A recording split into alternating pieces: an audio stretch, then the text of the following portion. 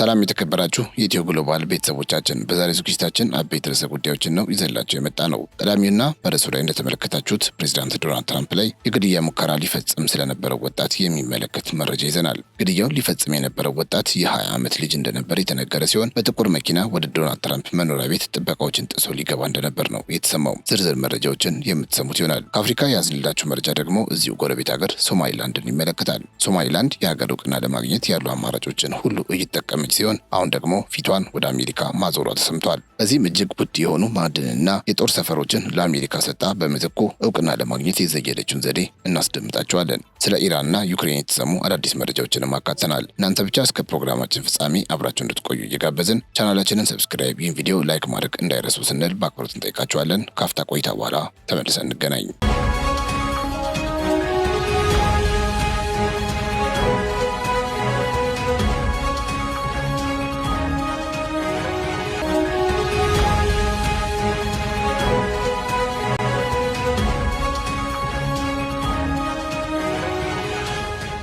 ሶማሊላንድ ለአሜሪካ ማዕድናትና የጦር ሰፈር ለመስጠት ፈቃደኛ መሆኗን ገልጻለች። ራሷን ከሶማሊያ የተለየች ነጻ ሀገር መሆኗን ያወጀችው ሶማሊላንድ አሜሪካ በግዛቷ ውስጥ ማዕድናትን እንድታወጣና ወታደራዊ ሰፈር እንዲኖራት እንደምትፈቅድ አስታውቃለች። በቅርቡ ከእስራኤል ባገኘችው የመጀመሪያ የሀገርነት እውቅና ምክንያት ከፍተኛ ተቃውሞና ውዝግብ የተፈጠረባት ሶማሊላንድ ከተጨማሪ ሀገራት እውቅና ለማግኘት በምታደርገው ጥረት ውስጥ ነው ለአሜሪካ ያላትን ፈቃደኝነት የገለጸችው። የሶማሊላንድ መንግስት ሚኒስትር የሆኑት ሃዳር ሄሴን አብዲ ለፈረንሳይ ዜና ወኪል ኤኤፍፒ እንደተናገሩት አሜሪካ ማዕድናትን ለማውጣትና የጦር ሰፈር እንድትመሰርት ሀገራቸው ፈቃደኛ መሆኗን ገልጸዋል። ዩናይትድ ስቴትስ ማዕድናትን እንድታወጣ የተለየ ፍቃድ ለመስጠት ፈቃደኞች ነን፣ በተጨማሪም የጦር ሰፈር እንዲኖራት በራችን ክፍት ነው በማለት ሶማሊላንድ ያላትን ፍላጎት በግልጽ ተናግረዋል። ሚኒስተር ሃዳር አክለውም ከአሜሪካ ጋር በአንዳንድ ነገሮች ላይ ከስምምነት ላይ እንደርሳለን ብለን እናምናለን ሲሉ ያላቸውን ተስፋ ገልጸዋል።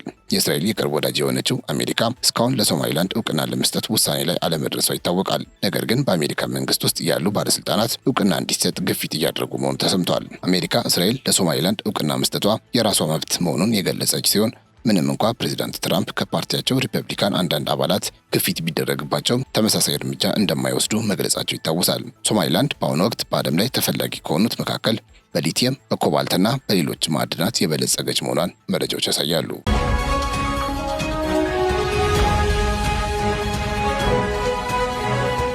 ዶናልድ ትራምፕ ላይ የግድያ ሙከራ ለማድረግ የሞከረ አንድ የ20 ዓመት ወጣት መገደሉ ተሰምቷል። ትናንት ሌሊት ላይ በፍሎሪዳ ግዛት ፓልም ቢች በሚገኘው የማር-አ-ላጎ መኖሪያ ግቢ ውስጥ አንድ የታጠቀ ግለሰብ ጥሶ በመግባት ጥቃት ለመሰንዘር ሲሞክር በጸጥታ ኃይሎች መገደሉ ነው የተሰማው። የ21 ዓመቱ ኦስቲን ታከር ማርቲን የተባለው ይህ ወጣት የፕሬዚዳንቱን የግል መኖሪያ ቤት አጥር በመኪና በመጣስና ጥበቃዎችን በማለፍ ወደ ውስጠኛው ክፍል ለመግባት ጥረት ሲያደርግ ነበር ተብሏል። በወቅቱ አካባቢውን ይጠብቁ የነበሩ የፌዴራል የደህንነት ሰራተኞች ወይም ሴክሬት ሰርቪስ ግለሰቡን ለማስቆም ቢሞክሩም እሱ ግን የጦር መሳሪያ በማውጣት ወደ እነሱ በመደቀኑ እርምጃ ተወስዶበታል ተብሏል። ግድያው የተፈጸመው በትራምፕ መኖሪያ ግቢ በሰሜናዊ በር አካባቢ ሲሆን በቦታው የነበሩ ምስክሮች ተከታታይ የተኩስ ድምጾችን እንደሰሙ ለፖሊስ ቃላቸውን ሰጥተዋል። ይህ ክስተት ፕሬዚዳንት ትራምፕ ከዚህ ቀደም ካጋጠሟቸው የደህንነት ስጋቶች አንጻር እጅግ አደገኛና ትኩረት የሚሻ ሆኖ ተገኝቷል። ኦስቲን ታከር ማርቲን የተባለው ግለሰብ ወደ ግቢው ጥሶ የገባው ጥቁር የጭነት መኪናን በመጠቀም ሲሆን መኪናው ውስጥም አደገኛ ቁሳቁሶች ተገኝተዋል። ፖሊስ ባደረገው ፍተሻ በመኪናው ውስጥ ባለ አንድ አጭር አፈሙዝ ሾትገን የተባለ መሳሪያ፣ በርካታ ጥይቶችና የቤንዚን መያዣ በርሜሎች መገኘታቸውን አረጋግጧል። እነዚህ ቁሳቁሶች ወጣቱ የታቀደና ከፍተኛ ጉዳት ሊያደርስ የሚችል ጥቃት ለመሰንዘር ተዘጋጅቶ እንደመጣ የሚያሳዩ መረጃዎች እንደሆኑ ተገልጿል። የግለሰቡ መኪና በደህንነት አባላት ተከቦ ፍተሻ ሲደረግበት ተጨማሪ ተቀጣጣይ ነገሮች ሊኖሩ ይችላሉ በሚል ስጋት የቦምብ አምካኝ ቡድንም በቦታው ተገኝቶ ነበር ተብሏል። ወጣቱ ወደ ግቢው ከመግባቱ በፊት ለተወሰኑ ሰዓታት በአካባቢው ሲዘዋወር እንደነበር የሚያሳዩ የቪዲዮ ክትትል ሲሲቲቪ መረጃዎችም ተገኝተዋል። ይህ መረጃ ግለሰቡ ቦታው አስቀድሞ በማጥራትና ቀዳዳዎችን በመፈለግ ላይ እንደነበር የሚያሳይ ጠንካራ ማስረጃ ሆኖ ቀርበዋል። የፌዴራል የምርመራ ቢሮ ኤፍቢአይ የግለሰቡን የኋላ ታሪክና የፖለቲካ ግንኙነት ለማጣራት ሰፊና ጥልቅ የሆነ የምርመራ ሂደት መጀመሩን ለህዝብ አሳውቋል። መርማሪ ቡድኑ የወጣቱን የማህበራዊ ሚዲያ ገጾች፣ የኢሜይል መልእክቶችና የስልክ ልውውጦች በመመርመር ላይ ሲሆን እስካሁን ግልጽ የሆነ የሽብር ቡድን ግንኙነት አላገኘበትም። ሆኖም ወጣቱ ከሰሜን ካሮሊና ግዛት ተነስቶ ፍሎሪዳ ድረስ በመምጣት ይህንን ድርጊት መፈጸሙ ድርጊቱ የታቀደ መሆኑን በግልጽ ያሳያል ብለዋል። ወጣቱ በቅርቡ በኢንተርኔት ገጾች ላይ ስለ ዶናልድ ትራምፕና ስለ ማር-አላጎ ግቢ አቀማመጥ ሲፈልግ እንደነበረ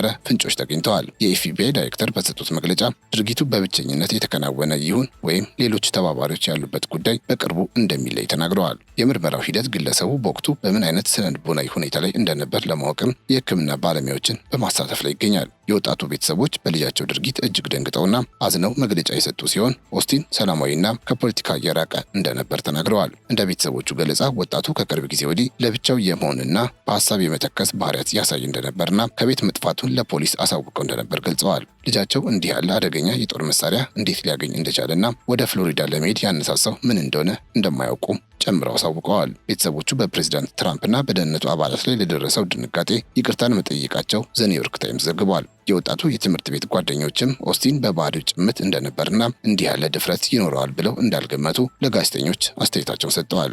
ታዲያ የሪፐብሊካን ፓርቲ መሪዎች የፌዴራል መንግስቱ ለፕሬዚዳንት ትራምፕ የሚሰጠው ጥበቃ አሁንም መላላት እንደሚታይበትና ጥበቃው እንዲጠናከር ጠይቀዋል። በተለይም ፕሬዚዳንቱ በተደጋጋሚ የግድያ ሙከራዎች ሰለባ መሆናቸው በአገሪቱ ውስጥ ያለው የፖለቲካ አለመረጋጋት ምን ያህል አደገኛ ደረጃ ላይ መድረሱን ያሳያል ብለዋል። በሌላ በኩል የዲሞክራቲክ ፓርቲ ተወካዮችም ድርጊቱን በጽኑ በማውገዝ ፖለቲካዊ ልዩነቶች በንግግር እንጂ በኃይል ሊፈቱ እንደማይገባ ገልጸዋል። በሁለቱ ወገኖች መካከል ያለው የሀሳብ ፍጭት ወደ ደጋፊዎቻቸው ተሸጋግሮ ተጨማሪ ሁከት እንዳይፈጠር ከፍተኛ ስጋት በአገሪቱ ውስጥ ሰፍኖ ይገኛል። የደህንነት ባለሙያዎች እንደሚሉት ከሆነ መሰል የጥቃት ሙከራዎች ሊበራከቱ ስለሚችሉ ልዩ ጥንቃቄ ያስፈልጋል። የጥቃት ሙከራው በተፈጸመበት ወቅት ፕሬዚዳንት ዶናልድ ትራምፕና ቤተሰባቸው በመኖሪያ ግቢ ውስጥ አልነበሩም ተብሏል። ፕሬዚዳንቱ በወቅቱ በዋሽንግተን ዲሲ በሚገኘው ዋይት ሀውስ ውስጥ በስራ ላይ እንደነበሩና ከደህንነት አማካሪዎቻቸው ጋር ስብሰባ በማካሄድ ላይ እንደነበሩ ይፋዊ መረጃዎች ያመለክታሉ። ምንም እንኳ ፕሬዚዳንቱ በቦታው ባይገኙም ጥቃቱ የታቀደው እርሳቸውን ኢላማ በማድረግ እንደሆነ መርማሪዎች ገልጸዋል። የማር አላጎ ግቢ ለፕሬዚዳንቱ እንደ ሁለተኛ ዋይት ሀውስ የሚያገለግል በመሆኑ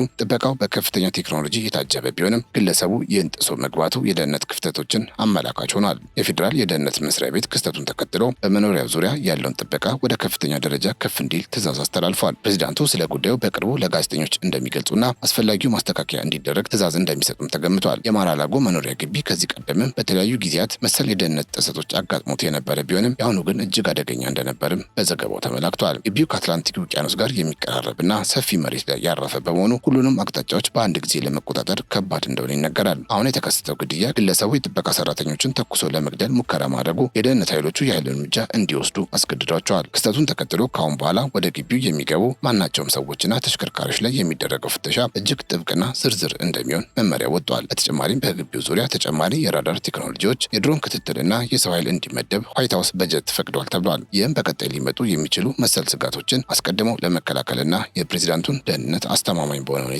ለመጠበቅ ያለመ እንደሆነ ተነግሯል።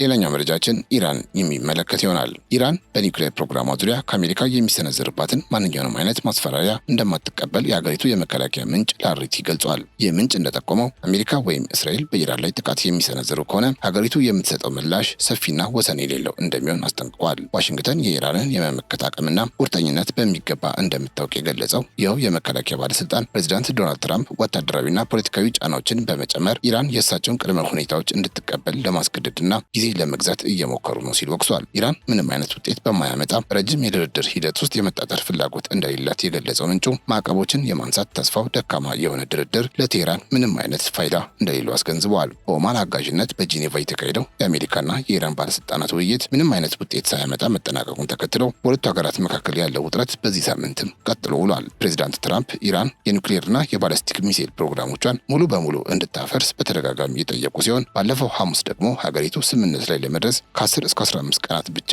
እንዳላት ገደብ ማስቀመጣቸው ይታወቃል። አሜሪካ 2 የአውሮፕላን ተሸካሚ መርከቦችንና ተጨማሪ ቦምብ ጣይ አውሮፕላኖችን ወደ መካከለኛ ምስራቅ ያሰማራች ሲሆን ትራምፕ በኢራን ላይ ጥቃት ለመሰንዘር እያሰቡ መሆኑን የተለያዩ መገናኛ ብዙሃን እየዘገቡ ይገኛሉ። ኢራን በበኩሏ ለዚህ ወታደራዊ ዝግጅት ምላሽ የሚሆን ድንገተኛ የተኩስ ልምምድ ያካሄደች ሲሆን የእስላማዊ አብዮታዊ ጥበቃ ኃይል IRGC ጥቃት ከተሰነዘረበት በአካባቢው የሚገኙ የአሜሪካ የጦር ሰፈሮችን ኢላማ እንደሚያደርግ ዝቷል። የኢራን የውጭ ጉዳይ ሚኒስትር አባስ አራግቺ ሀገራቸው አዲስ የኒውክሌር ስምምነት ረቂቅ በቅርቡ እንደምታቀርብ ገልጸው ምንም እንኳ ቴህራን ዲፕሎማሲያዊ መንገድን ብትመርጥም ለጦርነትም ዝግጁ መሆኗን ማረጋገጣቸው ይታወሳል።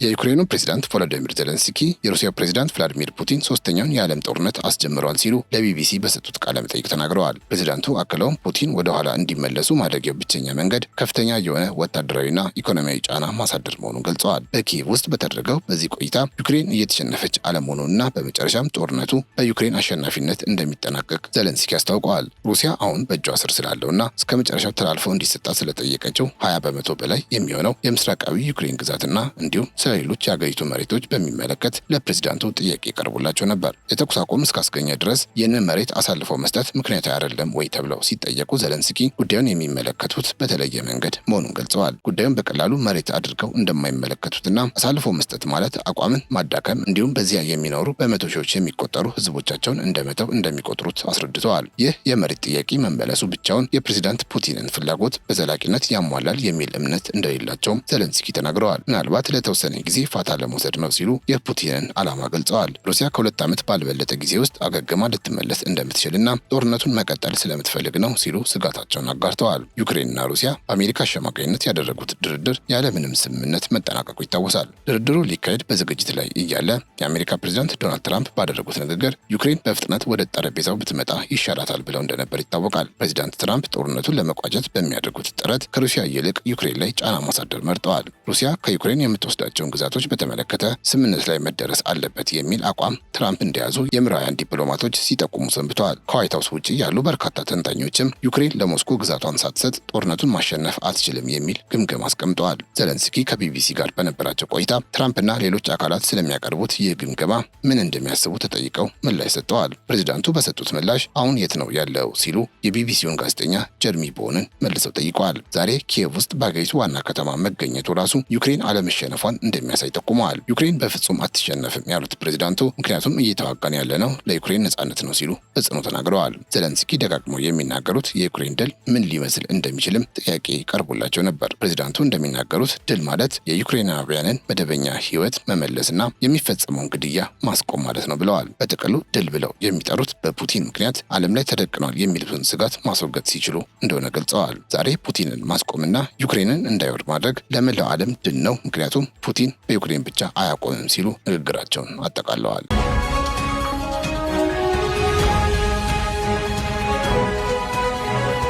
የተከበራችሁ የኢትዮ ግሎባል ቤተሰቦቻችን ለዛሬ ያዝንላችሁ መረጃዎች እነዚህን ይመስሉ ነበረ። አብራችሁን ስለነበራችሁ እጅግ እናመሰግናለን። ቻናላችንን ሰብስክራይብ፣ ይህ ቪዲዮ ላይክ ማድረግ እንዳይረሳ። በያላችሁበት ሰላም